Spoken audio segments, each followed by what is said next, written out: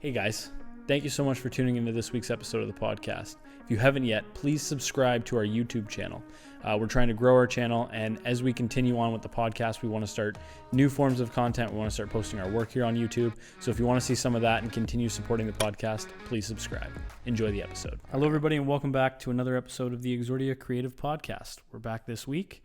We are guestless this week, but in typical 2020 fashion, we have some COVID updates. So that's what today's podcast is mainly going to be about. We might do a little year in review, as this is our last episode for 2020. Cheers. Cheers. Yeah, no guests. We're going to get back to the guests. We do want it to be a regular feature, but we decided we're going to wrap it up for the year. You know, this is going to be the last podcast before Christmas. Yep. So Merry Christmas to everybody. Happy holidays. You're celebrating. All that. Happy New Year. Not sure how much celebrating you'll be doing, but right. Maybe with your close immediate family. Speaking of lockdown, I just heard from you a couple minutes ago that it's now going to start on the 26th. Yes. Instead of the 24th. So Ontario will be going province-wide shutdown happening December 26th at 12:01 a.m.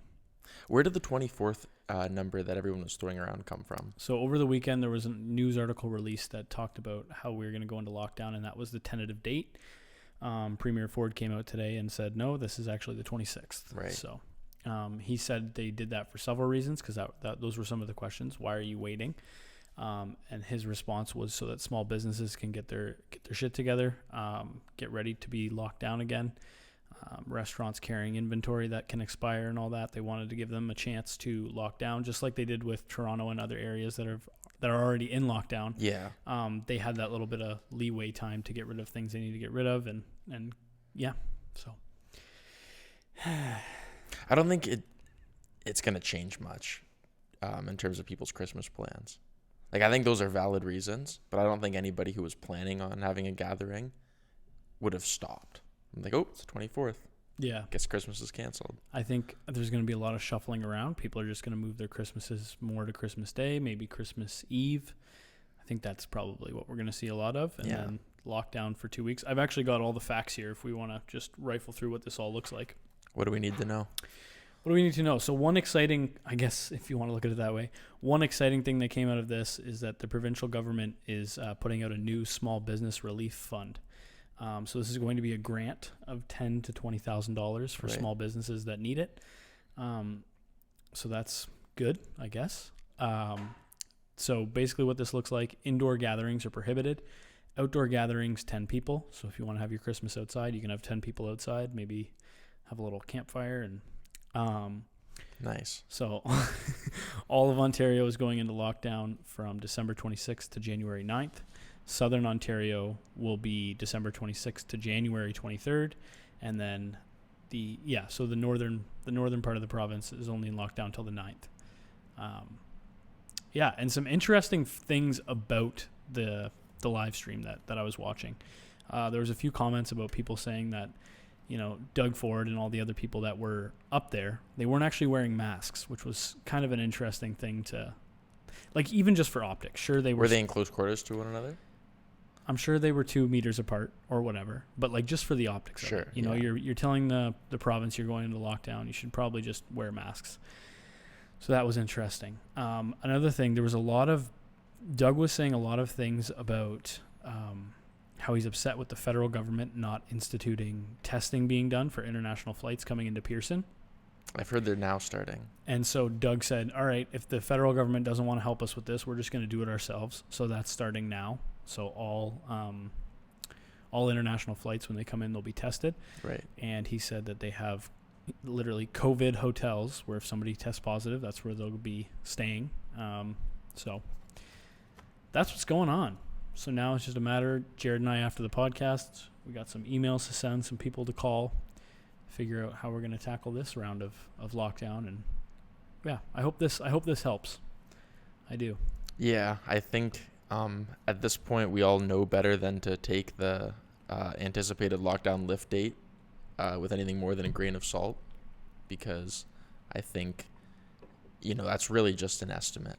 Yeah. And our medical infrastructure is going to be so beyond backed up in January that I just see very little way that the lockdown is going to get lifted on the 26th. I think we're in for a brutal start to the next year. Yeah. And he did mention too that on January 9th, when Northern Ontario gets lifted, he's going to look at possibly reopening the yellow and green areas of the province. So like that's us and some other places that are in yellow and green. He'll consider it. But the likelihood of that happening, I just feel like they're just going to keep everybody in lockdown until the 23rd. Yeah. So I'm not sure. Apparently, there's new evidence coming out that it's way more transmissible now, or it's mutated to become more. Yeah, there's a new strain, I guess, and they're pegging the United Kingdom for bringing it over. I don't know how true that is. Yeah. But it's supposed to be 70% more contagious than the first strain. So. Yeah, and I think the average transmission per case was like to 5 other people. Yeah. So that's quite a bit worse. But yeah, I think personally, I'm not sure how bad things would get in Chatham. There's likely going to be a lot of like holiday travel. A lot of people do come home to Chatham for travel. But yeah, it'd be nice if it was feasible to lift it after 2 weeks. Like that would be like a short Christmas break, but I don't see any of the major areas getting out of it anytime soon at all. No. So that's one thing we learned from the first lockdown is just to come to terms with the fact that you can't predict it. Exactly. Because I know what was upsetting a lot of people in March around the first lockdown was all of these dates that weren't being adhered to. There was no true end in sight, and if there's anything people don't like, it's uncertainty. I know. Right? And so it's uncertain as to when it'll be back to normal. It does suck that we have to start off 2021 in a lockdown. Yeah. I understand from a press perspective why they're giving the dates to give you something to look forward to. Yeah. But it does shatter trust. Yeah. To give the date and then keep pushing back. So I don't know what a better approach would be to say, hey, we don't know how long the lockdown's going to be, or to just propose some arbitrary date and then move it later. I don't know what's worse. I think the arbitrary date is the way to go, unfortunately. Yeah. Because if you just said, we don't know how long this is going to happen, then people could let their minds swirl and they could say, oh, this could be a year, this could be 6 months. Like, we don't know. But let me tell you, as a business owner, there's no way I'm going to make my decisions based on the premise that the lockdown's getting lifted on the 26th. Yeah. I'm going to plan for, at least twice that long. Yeah. Yeah. So that's what's going on. Very reminiscent of kind of like the vibe back in March. Yeah. The one thing I will say, though, is I feel people are more prepared now. They're more prepared for the lockdown, what to do with their businesses and things like that. So I think people it's kind of a norm. They kind of know what to do now. I will say every Monday I go and get our supplies for the office, and Food Basics was packed. Yeah, for sure. It was insane. Not only do you have the doomsday prep, you have the holiday shopping, everything else. Yeah. It's going to be pretty crazy. And this lady was actually talking to me as I was going in. She's like, you think this is crazy? You should see, just unsolicited, you should see how crazy this superstore is. There's not a parking spot, blah, blah, blah, blah. Yeah. So it's nuts. Yeah, that's wild. What's interesting is today is winter solstice. So the shortest day of the year, darkest day of the year, which is symbolic, if nothing else. But also, the last lockdown, was it the 17th or sometime around then in March like that, when it was announced? But that was equinox, vernal equinox. So it's kind of... That's weird. Yeah, it's very strange that these like hemispheric events are when these things are announced. Yeah. Yeah. Yeah, very, very similar time to March. And like I do agree with what you said about people being more prepared this time. But that's if you have the luxury of still having your business this point. Very true. Because if anything... Thousands of businesses are gone. Yeah, thousands of businesses are gone. And most people are probably... Or not most people, but people in certain industries are looking at this as like the last nail in the coffin. Yeah. Which is the worst part. Because you get that like little shimmer of hope in July, August, when things look like they're kind of trending in the right direction. And then this just, shatters any of that hope you're holding on to. Yeah. And I hope that this $10,000 to $20,000 grant that they're giving out is going to help. Doug said he's got to the tune of $600 million or whatever to give to businesses and stuff. So I hope that helps. And they were also talking about the wage subsidy, and they're still doing that. And rent relief and all that kind of stuff.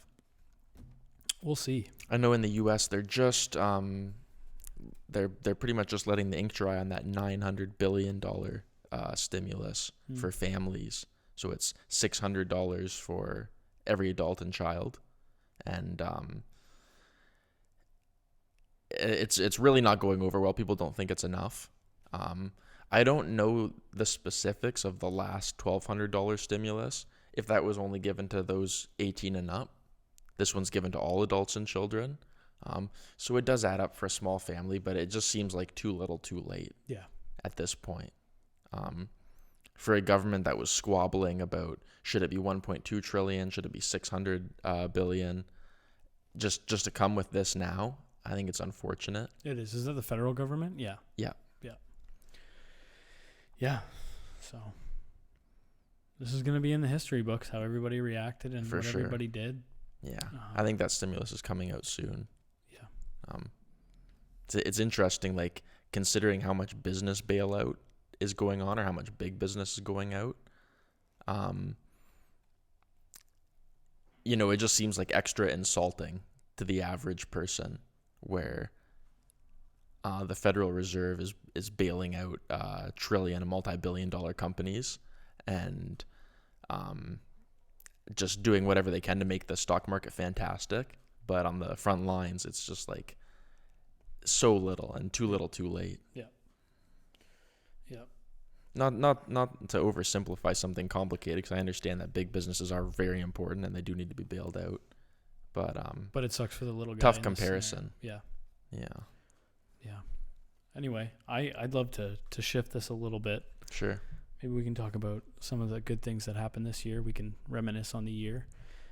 Based off our YouTube statistics, most people are done watching anyway. So let's get into 2020. Great. What were some of the highlights for you? Not to draw back to the topic, but it was the topic of the year. And I think building a sense of confidence in our ability to weather a storm was really important. Mm-hmm. I'm certainly more confident going into this wave than the last wave. Likewise. And I understand past performance doesn't necessarily indicate what's going to happen now, and things could be totally different or much worse or much better. We really don't know. But I do have a little bit more confidence, having come out probably a stronger, better person in business. Mm-hmm. That's kind of a main theme. What about you? I echo that. I think that's true too. I've noticed how important it is to this whole year to make sure that as best as possible that you're in balance. So you're getting enough sleep, you're eating the right things, you're exercising and all that stuff, and how much that actually plays into your performance in business and life. That was one really big key takeaway for me. There's a bunch that I think we both learned this year, but on a personal and business level, that's one thing that stood out to me. For sure. Yeah, no, I tend to compartmentalize between business and personal, but they totally feed into each other. Mm-hmm. And what you do to one certainly affects the other. Yeah. And you only have a certain amount of energy and time and motivation. So to learn to spread that energy in the direction that you want it, I think is really important. Yeah. Because it's so easy, and I find myself guilty of getting caught up in one thing and prioritizing something important, which is great, over other important things, which is not so great. Yeah. So yeah, I think the balance is huge for sure. One other thing we learned this year too is, we're still learning obviously, but managing people and learning what that relationship looks like. We work with some contractors. We have Celine, and just kind of figuring out how to make everybody happy and learning the management style that we want to roll with. And that's been a crazy process. So we're still learning that, learning how to grow the business even further, scale it properly and not have customers fall off and not have, it's been a big learning year.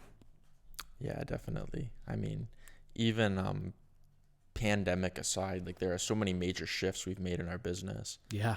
So many big decisions we've had to make. Yeah. And yeah, I don't mean to be too doom and gloom. I do think what's going on with the pandemic is incredibly serious, but I do feel lucky that we're in the business that we're in, and that we're not being impacted nearly as devastatingly as some other businesses. Right. That being said, we are exposed to a lot of risk because we work with different businesses and we depend on the livelihood of different businesses. But our risk is diversified insofar as we work with some businesses that get hit very hard, some businesses that don't get hit very hard. Yeah. So we are exposed to it, but we're pretty hedged, I suppose. Yeah. And I'm really happy with the progress we made on the podcast too. I know that coming into 2020, this is something we really wanted to do. Yeah. We wanted to do. And I know we took a break over like when the pandemic first started, but we've really been consistent over the last little while. And I think it's been very habitual to do the Monday afternoon. Monday at 2. I like it. It's good for marketing. We've had a few clients say that they listen to the podcast. Yeah. We've had a few clients come from the podcast. Yeah. So it's working out. It's growing slowly. So consistent content was good. Especially at a time like this, when networking events are so few and far between, and now it's looking like that's going to be the case for the foreseeable future. We were having a laugh the other day because we got new business cards made up, and we're like, oh, great, we can start handing these out ASAP. Yeah. But it's important, and we had one client of ours make a comment about this, how you can get sort of familiar with somebody watching them just kind of riff and go back and forth on camera. Obviously, it's not the same as talking to somebody personally, face to face, but you get a little bit more of an idea than you would from like a social media post or from an email or even a phone call. Yeah, and we don't just talk about business on here. Like we dive into our personal lives and stuff, so you get to know a little bit better about a little less intimidating who we are. Yeah. What else has gone on in 2020? Yeah, like... Wow. Where do we even start? To be honest, like, I understand I come from a position of huge privilege. It's been I would define it as a successful year given everything that's going on. I'm happy with my own performance in the year. But of course, there's a huge element of luck at play too, and being in the position that we're in. So it's a little hard for me to relate to some people who are feeling the worst of the effects of what's going on. I have the sympathy for them, of course, but, being that we're in a more rural area, being the type of business that we own, the way our business works, I do feel very lucky. Yeah. Yeah. Oh, man. We could talk about... So next year, we can talk about next year a little bit. Sure. Next year is going to be a really interesting and big year. We just got a really big deal, and it's official now. And it starts in, could be starting as early as January, but we're planning to start. I don't think we can disclose this. Yeah, we probably shouldn't disclose any of this. But anyway. We're very excited to announce our 2021 project. Yeah. Later in the year. We might not be able to tell you until the summer or something like that. Good call.